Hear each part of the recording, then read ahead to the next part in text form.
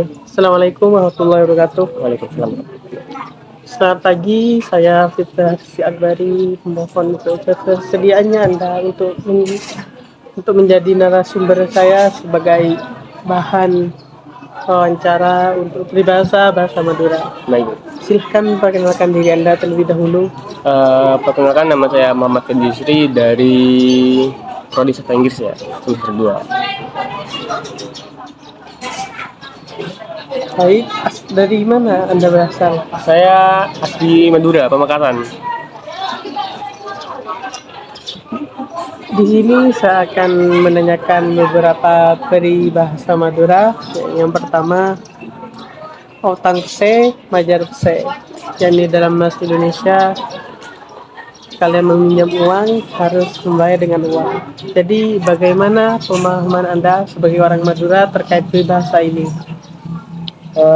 Di situ kan itu ya, autang bese, majer bese, terus autang nyabe, majer nyabe kan. Iya.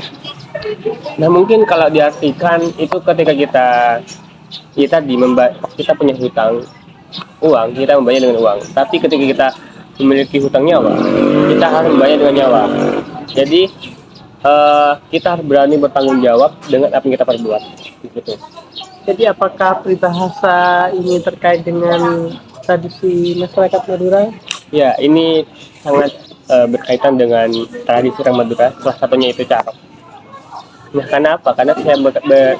Kenapa saya kaitkan? Karena ketika tadi kan berutang nyawa dibayar nyawa. Ketika seorang orang Madura diganggu ataupun harga dirinya terusik, mereka akan membalasnya dengan setimpal. Jadi ada kemungkinan untuk melakukan hal seperti itu. Jadi apakah peribahasa ini terkait dengan karakteristik Madura yang sangat menjunjung tinggi harga diri?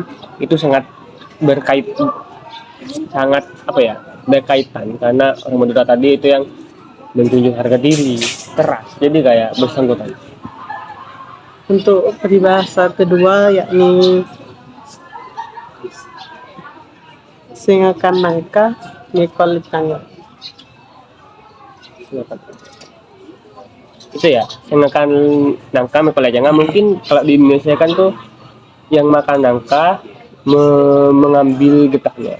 Nah, yang kita ketahui kan nangka itu manis ya. Iya. Tapi setiap kita ingin memakan nangka, pasti kita harus mengupasnya dan berhadapan langsung dengan getahnya. Getahnya itu yang lengket, menyusahkan kita. Jadi hal apapun itu ada konsekuensi yang kita lakukan. Hal manis pun, hal yang baik pasti ada perjuangan dulu, dan juga ada masalah sedikit. Jadi kita harus sabar untuk menghadapinya. Jadi apakah peribahasa ini terkait dengan tradisi masyarakat Madura? Mungkin untuk tradisi sendiri saya belum menemukan. Mungkin ada tapi mungkin saya belum tahu ya. Kalau mengenai tentang peribahasa ini keterkaitan dengan karakteristik masyarakat Madura itu sendiri, apakah mungkin ada orang Madura yang saya ketahui itu di lingkungan saya orang yang bergigi, bertanggung jawab, dan juga tidak takut untuk melakukan hal apapun selagi mereka benar. Jadi mereka akan menerima konsekuensi yang mereka dapat. Ya itu tadi bersangkutan dengan yang cocok tadi. Jadi untuk peribahasa ketiga yakni apa ya bu nabuncet. Nah, apa yang Bu Buncit itu misal gini, api seorang ibu ada di ujung. Kita kan ketahui ibu itu orang yang penyabar, orang yang memiliki rasa perhatian, sabar yang tinggi untuk anak-anaknya, apalagi untuk menghadapi anak-anak seusia kita. Nah, ketika api ataupun amarah seorang ibu ada di puncaknya, kita melakukan hal yang paling fatal. Jadi kita harus introspeksi diri. Gitu. Jangan sampai membuat ibu kita marah. Karena api atau amarah ibu itu kalau udah marah, ibu itu udah berarti kita paling salah. Jadi apakah ada keterkaitan antara peribahasa ini dengan karakteristik orang Madura? Itu sangat terkait kan, karena yang saya ketahui di Madura sendiri kental dengan nilai agama, dan di agama juga dijelaskan bahwasanya ada satu apa ya, kata-kata mungkin ibu baru ayah, yang mana ibu itu harus diutamakan karena ibu itu adalah surga di kepala ibu. Jadi untuk orang Madura sendiri, karena mayoritas orang Islam, jadi sangat menjunjung untuk seorang ibu. Berbakti kepada Iya. orang tua. Oke, untuk peribahasa selanjutnya yakni lompat dunia kala ada kesukian lopa ada kusti Allah. Nah, jadi bagaimana pemahaman Anda terkait peribahasa ini?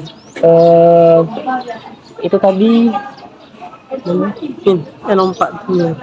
kan kalau di Indonesia kan tertimbun atau tergulung harta, kekayaan lupa pada Tuhannya. Nah, yang mana tadi itu ini mungkin bukan hanya orang Madura sendiri ya, karakter orang manusia ketika sudah apa ketika sudah mencari harta duniawi, nah sudah sangat apa namanya, Sangat terikat. sangat mendapatkannya ataupun ketergantungan, mereka bisa melupakan akan Tuhannya. Dan yang mana di sini kan ke Awona. Nah, karena orang Madura sendiri tadi itu kental dengan agama Islam, jadi Awona. Jika mungkin bukan orang Islam, mungkin bisa diganti bukan Awona, mungkin Tuhannya. Jadi apakah peribahasa ini terkait dengan karakteristik masyarakat Madura? Iya, terkait. Rata-rata orang Madura itu pasti waktu kecil akan dimondokkan. Kalau tidak dimondokkan, mungkin digajikan ke Langker. Kalau apa ya? Kalau Indonesianya itu apa ya? Tempat ngaji yang mungkin memiliki sistem seperti pondok. Jadi untuk hal agama, untuk apa? Ketaatan, mungkin orang Madura bisa dibilang lumayan. Jadi untuk kerja keras, iya, sangat bekerja keras, dan untuk melupakannya orang Madura kemungkinan sedikit untuk bisa begitu. Jadi apakah masyarakat Madura yang sering mengirimkan anaknya ke pengajian itu sebuah tradisi? Menurut saya sendiri itu bukan tradisi, lebih ke bagaimana cara didik. Mungkin orang menganggap ketika seorang orang tua mengirim anak ke pondok, itu kan pastinya 3 tahun per tahun kan. Ada orang pikir orang tua itu tidak rindu, tidak kangen, tidak sayang. Tapi itulah bentuk cinta seorang orang tua untuk mengirimkan ke pondok agar ilmu agamanya lebih dalam. Gitu. Jadi sangat identik rupanya ya, Iya, dengan nilai agama. masyarakat Madura. Baik, terima kasih. Sudah. Terima kasih atas kesediaannya Anda untuk saya wawancarai sebagai narasumber yang terpercaya tentunya. Siap. Sekian, terima kasih.